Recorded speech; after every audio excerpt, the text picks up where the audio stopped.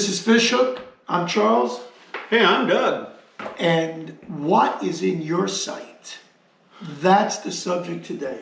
That's right. So, Doug, what's on the agenda today? Well, a couple weeks ago we talked about different kinds of sights that were available. We gave kind of a little bit of a synopsis of how you aim your gun and that type of thing, but how do you aim a firearm? So we're going to talk about sight pictures today because that's huge. We were planning to go out and shoot today. But the weather's not cooperating. It's raining out there. Yes, we could go out there and then spend the next couple hours cleaning everything and getting them all taken care of. But we figured, hey, this will work well. We'll do some drawings here, kind of go through sight pictures for you. And so that's where we're at today. Absolutely. So what was the first sight that you remember? I'm going to put them on the spot. What was the first sight that we talked about last time? This is unrehearsed. That's right. The last sight we talked about Yeah, was that when we very first started. Oh, the last one was the first site that we talked about. Oh, the very first site. Mm-hmm. I'm gonna. What do you call it? What do you call the iron sights? Open Or sights. peep sights, iron Open sights. sights. Open sights. Open correct. sights. That's it. Just standard sight. What you pick up from pick a weapon up. A from, bare weapon. That's right. And Right. A handgun. Primarily, it's going to have that, or a lot of rifles will have the open sights on them. So we talked about how to align that sight picture. So we're going to look at this. These are some incorrect ways of aligning that sight picture. You see, you got a dot here, you got that. So that's the back of it where you have the U shape. The red is going to be your front sight. This is incorrect. Nothing's going to line up correctly. This is incorrect because it's too elevated. This one here is incorrect because it's off to the side. You're not filling your whole thing. This is correct. This is the sight picture that we want when we're looking at the weapon. Right. Normally they'll have the three dots in there. Let me just say this. There may be some people that have not a clue what the heck we're talking about. That red dot is usually red or green. It's a fiber optic dot. Very common. White. All white. That's in the front of the barrel. That's right. The end of the barrel. That's a solitary one in the middle. These two are the fixed at the very end above let's talk about handguns. Yeah. You've got two that look like, only these two, they look like two forks, but they're dots. You have to take that front dot, that's helping you level your gun when it lines up exactly, doesn't exceed the top of that, as if they were three in a row. Now you're dead level with that and your target. Now you're going to hit what you're looking at. There you go. Just so you understand So the differences. It wants to be, that front post wants to be centered in between the two rear posts and the dots across the top. Or if it doesn't have dots, which is rare, but if it doesn't, the top of the sight post wants to be flat all the way across there. Now, once you have that, where do you aim at on the target? So I know it's a little hard to see, but I've got your rear sights here, your front sight. Here's our target, there's our bullseye. We want that bullseye sitting right on top of that front sight. It wants to sit on top. It has to sit right there. The base of your bullseye needs to just touch the top of your three dots that are all aligned. Exactly. There you go. That's good. Here's our bullseye. Boom, right there. That's where we want. So whatever, it's an animal, a paper target, That's right. that you know where your bullet's going to hit at that point. So this is open sights. This is the correct way to get a sight picture in there. Now, the last thing that I want to talk about is so many people, as they're looking down the weapon and they're trying to put everything into focus. Right. Now, the older I get, the harder anything to be is in focus. Everything's getting out of focus. That's these right. days. What do I want in focus when I'm looking down the sight picture? What do I want in focus? I want my target in focus. My target is where I'm aiming. That's what needs to be in focus. Now with my peripheral, and as I'm looking over the top of that, I'm seeing that. And I want that front sight to almost be in focus. Right. I don't care if the back sights are in focus or not. That's not my primary, because you're going to be able, you'll be able to see that that's correct or not. Even with bad eyesight. you're going to be able to see that that's lined up correctly. A front sight is almost in focus. Your target is in focus. Everything's lined up correctly. Your fingers on the trigger correctly. You're breathing correctly. Nice and easy squeeze, and boom, there it is. There's our sight picture. Correct. So now we're going to talk about the peep sights or aperture sighting. Right, let me add to this. Everything Doug said is correct, because when I first shot, my first pistol was a 40. Yeah. 40 Glock, which I still have. Man, it took forever. I only have iron sights until I learned correctly. I couldn't hit the side of a barn. I was way off. I'm saying, what am I doing? No one took the time. I didn't have an explanatory video. This is about as basic as it gets. And it's nothing, sometimes it's embarrassing to ask that question. You feel like you're unintelligent, but you either ask that or you're gonna be so frustrated, you're gonna go through packs and packs of ammo. Ammo's not cheap anymore. That's right. So that's another subject that we're bearing in mind. This is to save your pocketbook, my pocketbook. 2, 3 bullets, we should be dead on the money, ready to go. But all of this ties into the previous video. It begins with the letter P, ends with E. It's called practice. That's if right. you don't practice, this is all nice that we're talking about it, but until you go to the range or your backyard, this means absolutely nothing until you put wheels to it. So the next type of sight that we talked about last week, we talked about a red dot. Yes. We did. We talked about red dot, and you can do red dot or green dot. Different styles are in there. It's a laser dot that's projected onto the, not out on the target, but projected on the lens within the scope. objective lens, Or right. so it's in there. It's a projection inside. Now, again, as we talked about this last week, the sight picture in here. So basically, this is pretty simple. This is your target. If your target is there, here's your target. You want that dot right in the center of your target. You want that right there. Now, one of the disadvantages of a red dot system is simply the size of the dot. Now, if you're up close and you got a big target right in front of you, that's easy. But if you're out about 120 yards, You got a job on your hand. this red dot now, compared to your target, let's see. Sorry, we're gonna. Can you hold that board? Yes, Yeah. I can. There we go. That red dot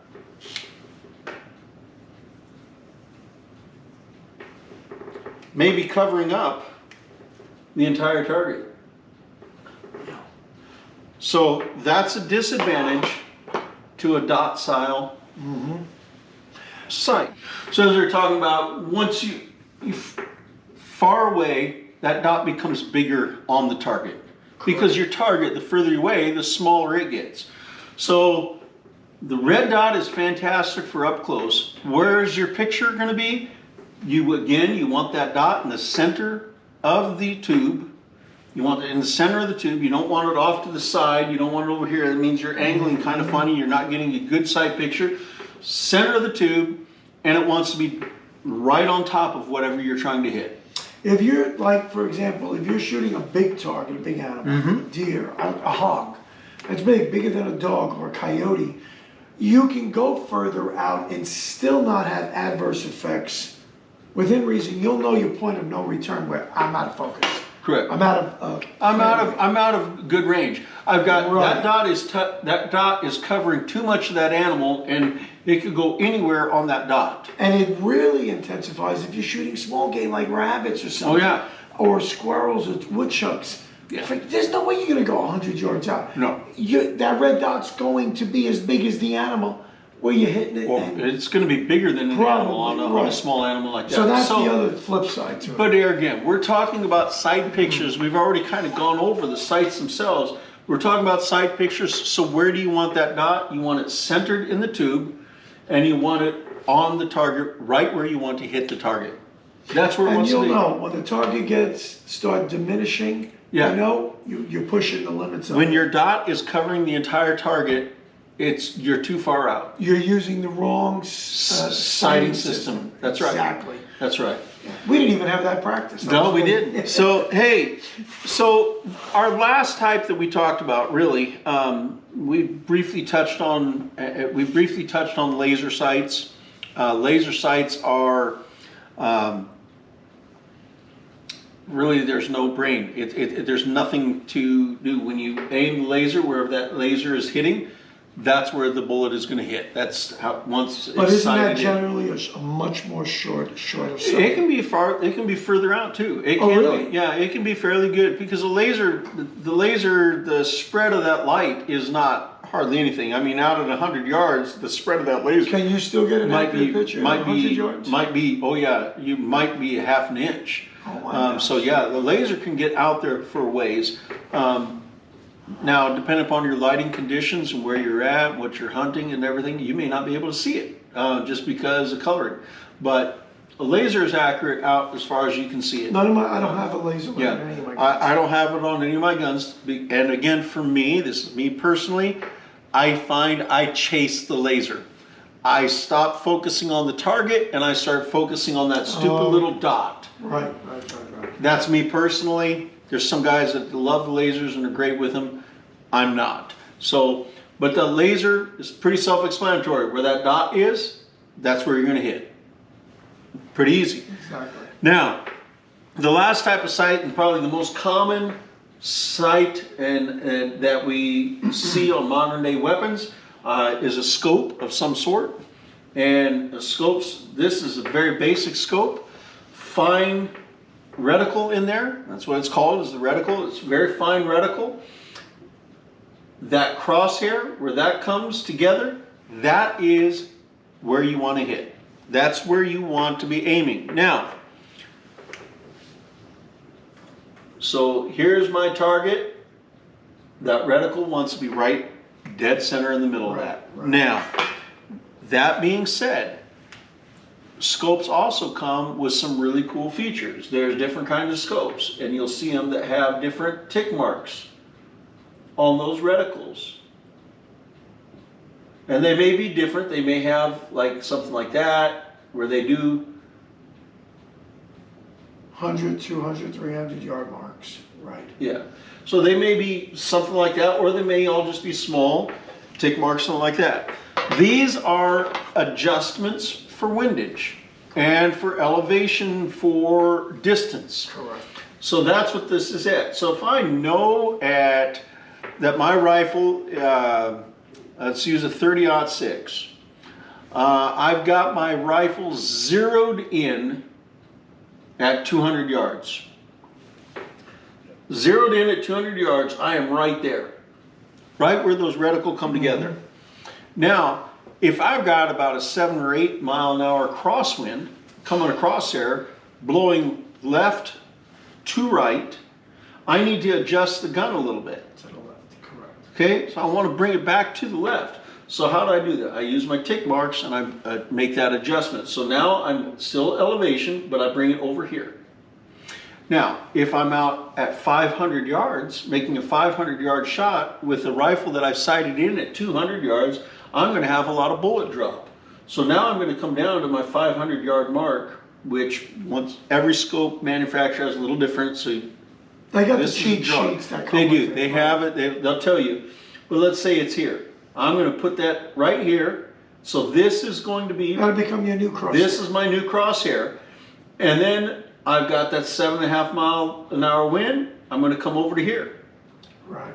So there is my new crosshair where I'm going to put that. That's a little different and a little bit more advanced than what we were planning to talk to, but this is my sight picture. And a reticle, these reticles are fine. They are fantastic all the way out to 1,000 yards. Each bullet, depending on what caliber, Sure. on the trajectory, it'll go flat for a certain point, and then like anything else, gravity's winning over. It's gonna go down. So- the farther you go out, you gotta compensate. Yeah, so an interesting fact on that, when a bullet leaves the firearm, it actually travels up. Initially, the path is up, correct. It actually travels up. So if I'm shooting the 30-06 and I have it sighted in at 200 yards, It's already took that into consideration, your rise and your fall. Correct. It's already in there. It's zeroed at 200 yards. If I'm only shooting at 50 yards, where do I need to shoot with that? Well, you gotta shoot lower. 'Cause you're I got to land. shoot just a little bit lower. Right. Yeah, makes sense?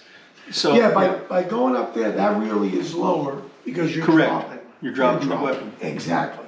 Your weapon is automatically adjusting to a new crosshair that's lower. You're just tricking the system. But That's you all you need to do. be aware of that. And Yeah. different bullets, different flight paths. 30-06 is very different. I have a 300 Win Mag. The 300 Win Mag has a lot more oomph, has a much flatter trajectory, out much further than 30-06. I don't have the bullet drop at 500 yards that a 30-06 has. So Right. on my 300, I may only have to drop, going to 500 yards, I may only have to drop to here. With on 30-06, I'm going to drop to here. These kind of reticles are commonly referred to as BDC, which are bullet drop compensators. That's right. All bullets drop. Gravity wins all the time. Every time. Compensate either high for longer shots, Yep. low because if you, like you said, you sighted in at 200 yards, it's already taken into account the little bit of whatever that is. The rise come and the down. fall. And it caught it at a certain one. You know, at this distance, that's exactly where the Yeah. bullet's going to be. Well, now I'm shooting shorter. Well, you're on the rise. You need to adjust Yeah. it. Right, aim lower. So, and again, you start talking military snipers. That's why they always have a spotter. They're giving them the distance. They're giving them the wind Oh, that's accurate calculations. if you can hit the enemy in the head. Hey, they're giving them wind direction. They're giving them all that. Right. It's trigonometry. It's well above my pay grade. I mean, I'm pretty good, but I don't do trigonometry. And these guys do it. They calculate it in their head while they're there. But this is basic And they do it. BDC. If you have a That's it. BDC reticle, and I love it, I happen to favor illuminated BDCs. Not everybody likes that. I like, and you can adjust the intensity. That's Otherwise, right. it'll blind you. Yeah. The darker it gets, you want Yep. just a faint. And I like green, especially over red. Red seems to blur my eyes out. But it's a nice way to shoot. So this is our video, folks, on site acquisition and what's in your sights. This is what you want. This is where you want to be with that. And Charles, again, I appreciate it. But you know what? You touched on something, and I know we've talked about doing this. You touched on something. On the very first segment here, we talked about practice and practice and practice. Oh, and ammunition.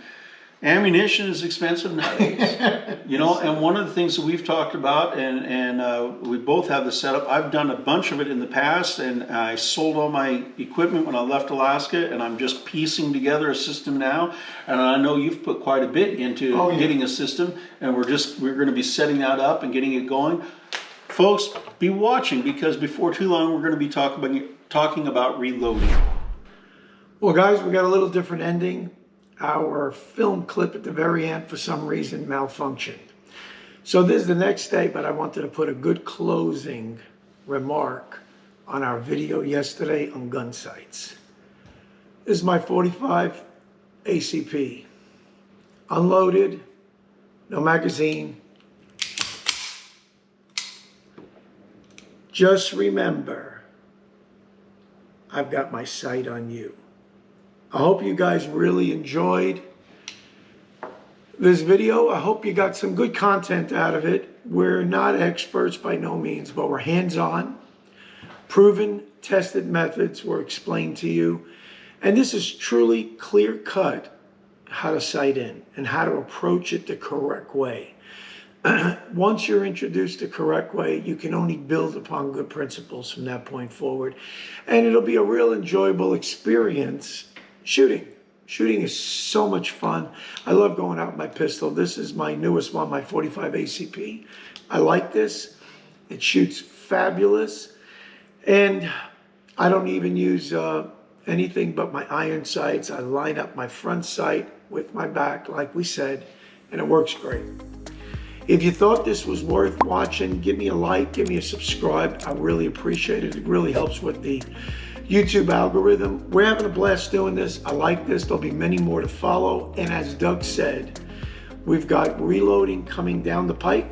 So we'll start talking about the components in reloading as I finally officially get into reloading. I've wanted to do this all my life. I just couldn't squeeze it in. But we've got a little bit of time now, and we're going to try to squeeze it in and do a pretty good overview of what you're looking at if you're going to get into reloading. But either way, we're going to make some more videos. We've got some great content in the works, And guys, again, thank you so much. You guys are awesome. It's the reason why I do what I do, because I know I've got a good following and you guys have just been great. We will see you on the next one. Thanks.